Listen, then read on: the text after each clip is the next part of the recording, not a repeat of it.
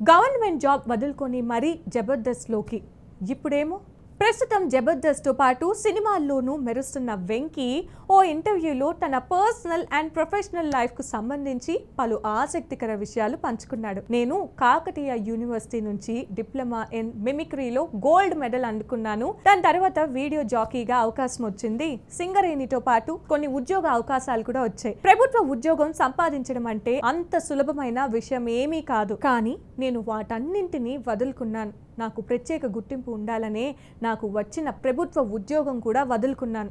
ఎందుకంటే మన గురించి తెలియవలసింది మన ఊర్లోనే కాదు, ప్రపంచవ్యాప్తంగా నా గురించి తెలియజేయాలని అనుకున్నాను.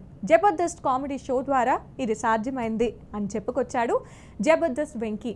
ఇప్పటికీ ఈ కామెడీ షోలో కొనసాగుతున్న ఈ కమెడియన్ అప్పుడప్పుడు సినిమాల్లోనూ మెరుస్తున్నాడు. మిమిక్రీ కమెడియన్గా తన కెరియర్ని ప్రారంభించాడు వెంకీ. ఎన్నో ఈవెంట్స్లో తన మిమిక్రీ కామెడీతో ఆకట్టుకున్నాడు. ఆ తర్వాత ఒక సాధారణ కంటెస్ట్గా జబర్దస్త్లోకి ఎంట్రీ ఇచ్చాడు. తనదైన కామెడీ టైమింగ్తో పంచులతో చాలా తక్కువ టైంలోనే మంచి గుర్తింపును సంపాదించుకున్నాడు.